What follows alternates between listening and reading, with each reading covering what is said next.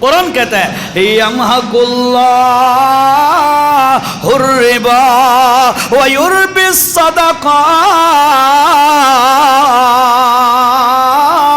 اور لوگوں، اللہ پاک سود کو تباہ کرتا ہے، سود خورے کو بھی تباہ کرتا ہے۔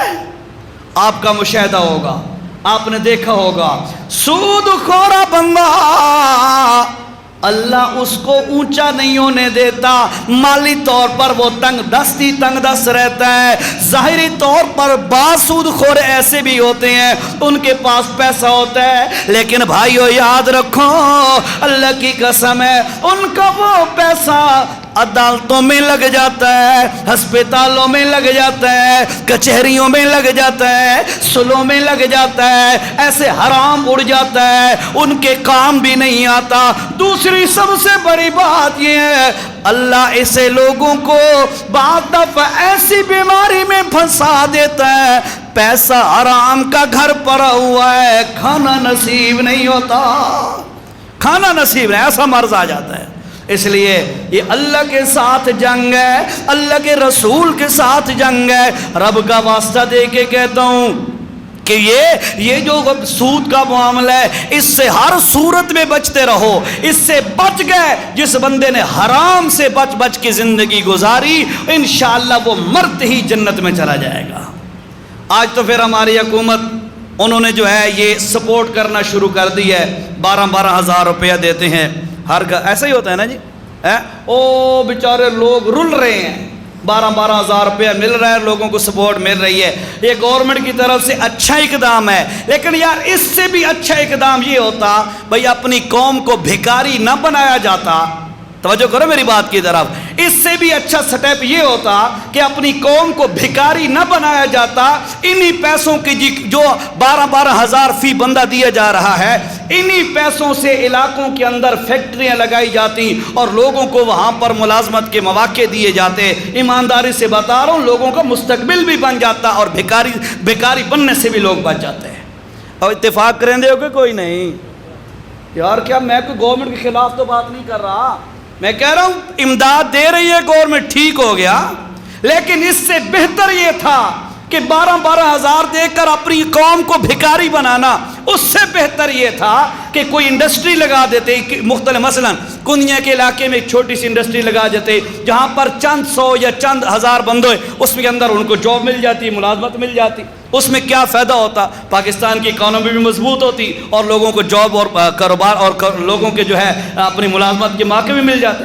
اب تو کیا ہے، 12 ہزار روپیہ لیا اور اڑا دیا، کیوں؟ بغیر محنت کے ملا ہے نا، وہ اڑ رہا ہے، پتہ ہی کوئی نہیں ہے، اگلے دن پھر بھوکے، ہفتہ گزرے گا ٹھیک، پھر بھوکے۔ تو اگر آپ گورنمنٹ ان کو اس طرح کا کوئی سسٹم بنا کے دیتی تو لوگ بھکاری تو نہ بنتے کم از کم۔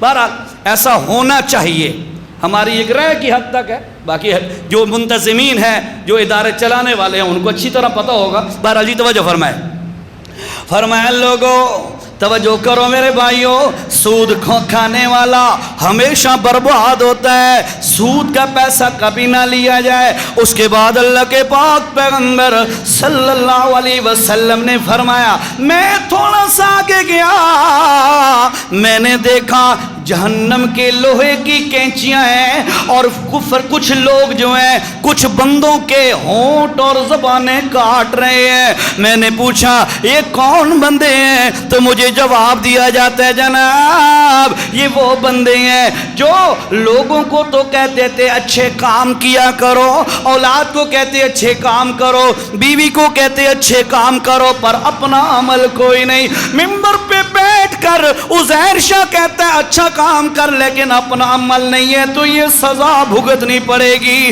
کوئی بھی علامہ ہے، کوئی بھی واعظ ہے، کوئی بھی خطیب ہے، کوئی بھی لوگوں کا داعی، لوگوں کو داعی اللہ ہے، تو یاد رکھو بھائیو اس کے لیے یہ سزا میرے نبی نے خود دیکھی ہے، بلکہ حدیث شریف ہے بخاری کی، غالباً سنائی تھی آپ کو۔ اللہ کے پاک پیغمبر صلی اللہ علیہ وسلم نے فرمایا جہنم کے اندر کچھ لوگوں کو پھینکا جائے گا، جب وہ جہنم میں گریں گے اس کی حدت اور تپش کی وجہ سے ان کے پیٹ پھٹ جائیں گے، آنتیں باہر نکل آئیں گی، اور اپنی آنتوں کے آس پاس اس طرح وہ بندے گھومیں گے، چیخیں گے، اس طرح گھومیں گے جس طرح چکی کے آس پاس گدھا گھومتا ہے، اور پرانے دور کی چکیاں جو گدھے پہ چلتی ہیں، فرمایا کہ اس طرح اپنی آنتوں کے آس پاس گھومیں گے جس طرح گدھا گھومتا ہے چکی کے ارد گرد۔ اللہ کے پاک پیغمبر نے السلام نے فرمایا باقی جہنمی ان کے قریب آ جائیں گے اور ان سے پوچھیں گے یار کون سا قصور ہے تمہارا، کون سا جرم ہے تمہارا، آج تمہاری آنتیں باہر نکلی ہوئی ہے، جل تو ہم بھی جہنم میں رہے ہیں لیکن تمہارا بڑا برا حال ہو گیا ہے۔ وہ کہیں گے جناب مسئلہ یہ ہے ہم لوگوں کو تو کہتے تھے اچھے کام کرو پر اپنا عمل کوئی نہیں تھا، ابا بیٹے کو تو کہتا ہے نماز پڑھ پر خود سویا رہتا ہے، بیوی کو تو خامد کہتا ہے فلاں اچھا کام کر لیکن خود عمل کوئی نہیں کرتا۔ یاد رکھو اللہ کا قرآن ہے، سورت کا نام سورت توبہ ہے، اللہ نے فرمایا ایھا الذین آمنوا لم تقولون ما لا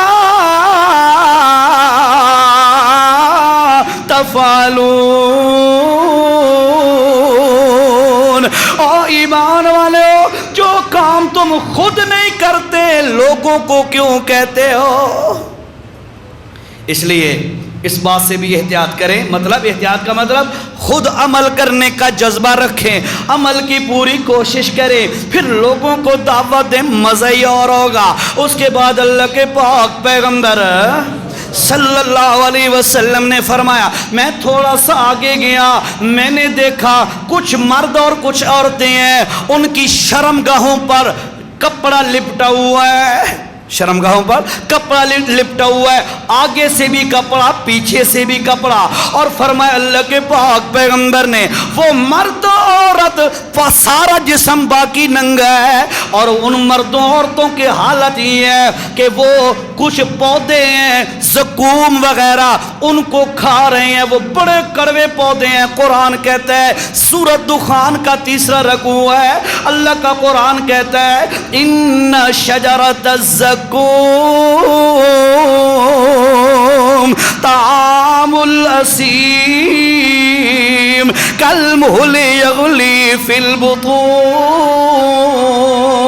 اور لوگوں اس زقوم کے درخت کو جس وقت جہنمیوں کو کھلایا جائے گا وہ ان کے اندر جب جائے گا آنتیں پھاڑ دے گا، ٹکڑے ٹکڑے کر دے گا، کڑوا بھی ہوگا کانٹے دار بھی ہوگا اور جہنمیوں کو کھلایا جائے گا۔ اللہ کے پاک پیغمبر علیہ السلام نے فرمایا میں نے دیکھا کچھ مرد عورتیں ہیں ان کی شرمگاہوں پر کپڑا ہے اور وہ درخت زقوم وغیرہ کھا رہے ہیں۔ میں نے پوچھا او جبرائیل یہ کون بندے ہیں جو یہ درخت کھا رہے ہیں، کڑوے درخت کھانے پر ان کو مجبور کیا جا رہا ہے؟ جبرائیل کہتا ہے یا رسول اللہ یہ وہ بندے ہیں، توجہ سے سن اللہ کا واسطہ ہے، یہ میری بات نہیں سچے نبی کی باتیں ہیں، ان کی باتیں کاپی کر کے سنا رہا ہوں۔ اللہ کے پاک پیغمبر جی یہ وہ بندے ہیں جن کے پاس مال تھا پر زکوٰۃ نہیں دیتے تھے، مال تھا پر زکوٰۃ نہیں دیتے تھے۔ اللہ کا قرآن کیا کہتا ہے والذین یکنزون الذهب والفضة ولا ينفقونها في سبيل الله فبشرهم بعذاب أليم۔ اور لوگوں جو لوگ مال سونا چاندی جمع کرتے رہتے ہیں، بینک بیلنس بنا لیا، کاروبار میں لگا لیا، سب کچھ پیسہ مال و دولت سونا چاندی روپیہ یہ ساری چیزیں موجود ہیں، لیکن ولا ينفقونها فی سبیل اللہ، اللہ کے نام کا حصہ نہیں نکالتے جو ان پر لازم کیا گیا ہے، چاہے وہ زکوٰۃ میں سے ہے چاہے وہ عشر میں سے ہے۔ چاہے وہ بولو بولو ذرا کیا ہے، عشر ہے۔ اگلا مہینہ اپریل کی 15 سے کٹائیاں شروع ہو جائیں گی، ہارویسٹنگ سیزن شروع ہو جائے گا، کٹائیاں شروع ہو جائیں گی۔ سینکڑوں بوریاں اٹھا رہا ہے، اور جی میری اتنی کلے زمین ہے، میری اتنی زمین ہے، اتنی گندم ہوئی ہے، لیکن اللہ کا جو مقرر کردہ حصہ ہے وہ نہیں نکال رہا، 10واں یا 20واں حصہ وہ نہیں نکال رہا۔ رب کا واسطہ ہے مسلمانوں، میری بات توجہ سے سنو، تم میں سے آپ میں سے کوئی بندہ میرا 10,000 روپیہ لے کے مجھ سے چھین لے، اگر میرے اندر کوئی ہمت ہوگی تو میں واپس کر لوں گا۔ اگر میں کمزور آدمی ہوں، میرا پیسہ تم نہیں کھا سکتے، میرا حصہ نہیں کھا سکتے۔ اللہ تو شاذور ہے، اللہ کا حصہ کھا کے کسان مار کا کیسے سکھی رہ سکتا ہے؟ ہو سکتا ہے؟ اسی لیے تو کتنے سالوں سے دیکھ نہیں رہے، جب بالکل پکائی کا سیزن آتا ہے، یعنی گندم بالکل تیار ہونے لگتی ہے، آتی ہے نا جالا باری، اہنا دیے پٹیاں دیے، پٹیاں ملیا میٹ کر دیں دیے۔ کیوں؟ رب کا حصہ نہیں نکالا۔ رب کا حصہ نکال، اللہ خود تیری ساری چیزوں کی حفاظت کرنے والا بن جائے گا۔ اس لیے بھائیو یاد رکھو، اگر آپ میں سے جتنے ساتھی ہیں جن کی یہ کوئی زمین ہے، فصل، یہ چیزیں ہیں، خدا را پورا پورا حصہ دو۔ ہمارا ایمان ہے، ہمارا ایمان ہے، قرآن کہتا ہے کہ یمحق اللہ الربا، اللہ سود کو تباہ کرتا ہے، ویربی الصدقات، جو صدقہ دیا جاتا ہے اللہ اس کو خود پالتا رہتا ہے۔ صدقہ دینے والے کی کمی نہیں ہو سکتی، اللہ کا حق نکالنے والے کا مال کم نہیں ہو سکتا، اللہ کی قسم وہ بڑھتا ہے۔ ہمارا ایمان ہے، قرآن کہتا ہے۔ ٹھیک ہے جی، پریشان نہیں ہونا بھائی 100 بوری نکلیاں تو 10 بوریاں دیونیاں، فرض کرو 10واں حصہ یا 20واں حصہ پہ 5 بوریاں دیونیاں، پریشان نہیں ہونا۔ وہ جو باقی 90 بچی ہیں یا 95 بچی ہیں، ان میں اللہ ایسی برکت دے دے گا، ایدا دیتیاں نہیں، ادنا لو کئی گنا زیادہ اللہ واپس کر دے سی۔ اور دنیا پہ واپس ہو یا نہ ہو، تیرا میرا تو ایمان ہے، میں نے اور آپ نے مر کے اللہ کے پاس پہنچنا ہے نا؟ ایمان سب کا ہے۔ جب ادھر پہنچنا ہے اللہ کے دربار میں، تو جو میں نے نیکی کی ہوگی، صدقہ کیا ہوگا، وہاں موجود ہوگا کہ نہیں ہوگا؟ چل میں اس کے بارے میں ایک چھوٹی سی آیت بتا دوں۔ 30واں پارہ ہے، سورت کا نام زلزال ہے، اذا زلزلت الارض زلزالہا۔ اس کی 2 آیتیں آخری پڑھ لے۔ اللہ کا قرآن کیا کہتا ہے؟ فَمَن يَعْمَلْ مِثْقَالَ ذَرَّةٍ خَيْرًا يَرَهُ وَمَن يَعْمَلْ مِثْقَالَ ذَرَّةٍ شَرًّا يَرَهُ۔ اور لوگو، جو بندہ بھی ایک ذرہ برابر جو اڑتی ہوئے عام طور پر تو نظر نہیں آتا، لیکن فجر کا وقت تو سورج کی کرن کمرے میں داخل ہو رہی ہو، اس کرن کے اندر آپ کو وہ جو چھوٹے چھوٹے سفید ذرات اڑتے ہوئے نظر آتے ہیں، انہی کو عربی میں ذرہ کہا جاتا ہے۔ اللہ پاک فرماتے ہیں، اور جو عام آنکھوں سے ایسے نظر نہیں آتا، سپیشل روشنی میں وہ ذرات نظر آتے ہیں، ان ذروں کے برابر کوئی بندہ نیکی کا کام کرے گا، خیرًا یرہو، اللہ تمہارے عمل میں خیانت نہیں کرے گا، تمہارا عمل موجود پڑا ہوگا، آنکھوں سے دیکھ لے گا۔ ہاں، وَمَن يَعْمَلْ مِثْقَالَ ذَرَّةٍ شَرًّا يَرَهُ، اگر کسی بندے نے چھپ چھپا کے کوئی گناہ کر لیا، بستر میں لیٹا پڑا ہے، ادھر ہی غلط چیزیں دیکھنے لگ گیا، نہ اماں جی کو پتا ہے، نہ ابا جی کو پتا ہے، نہ لیٹی ہوئی 7 وائف بیوی پڑی ہے اسے پتا ہے، نہ بچوں کو پتا ہے، نہ استاد کو پتا ہے، نہ شاگرد کو پتا ہے، لوگوں کے سامنے تو بڑا نیک بنا پھرتا ہے، رات کی تنہائی میں یا جب بھی اکیلا بیٹھا ہوتا ہے غلط براؤزنگ شروع کر دیتا ہے، غلط چیزیں دیکھنے لگ جاتا ہے۔ اللہ کی قسم ہے، یہ نہ سمجھ کہ کوئی نہیں دیکھ رہا، بلکہ اللہ پاک فرماتے ہیں 13واں پارہ ہے، فلا 13واں پارہ ہے، آخری رکوع ہے، ولا تحسبن اللہ غافلا عما يعمل الظالمون،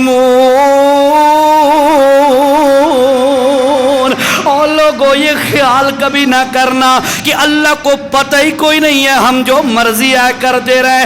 لا تحسبن اللہ غافلا عما یعمل الظالمون.